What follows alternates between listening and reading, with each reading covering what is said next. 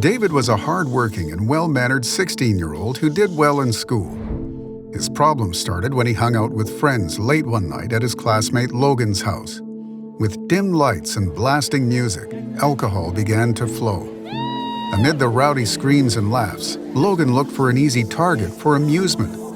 He found Oliver, a quiet boy who had recently joined the school.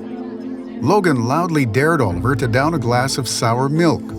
Soon everyone joined in the jeering, including David, who meant no harm but got carried away with the rest of them. Eventually, with a forced smile, Oliver downed the bitter beverage while everyone else cheered.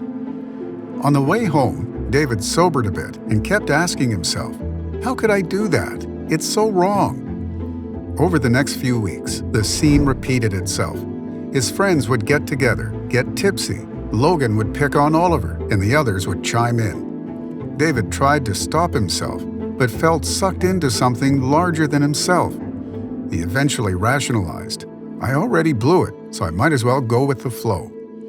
The following morning, however, David would always beat himself up over it. "I can't allow myself to behave like this." Over time, David lost confidence in his ability to change.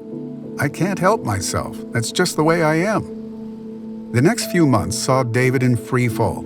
He partied with his friends at night and slept through his classes. He was flunking, and he didn't care. His regret was simply not enough to bring real change. Until one day, something caused his perspective to shift. David was at Sarah's house, trying to catch up on math the day before a final. They were making ground when the door was flung open by Sarah's uncle, Rob, who was staggering and reeked of alcohol. Sarah tensed up. "Who's that nerd?" Rob slurred. "I guess no one else wants to hang out with my niece." He roared with laughter as he collapsed onto a couch. Sarah rolled her eyes. She obviously had to deal with this all the time.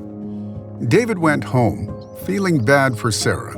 He thought about Rob, completely out of control, bulldozing through people's feelings, thinking he was being funny. The sobering realization hit him hard. How many people's feelings have I bulldozed? Do people cringe when I walk into a room? David had a new perspective. He finally felt real remorse. He knew he had to stop, and he simply did. The next time the guys texted him asking if he wanted to hang out, he replied, "Sorry, it's not going to work for me." He then texted Oliver, "Hey, want to hang out? Just you and me."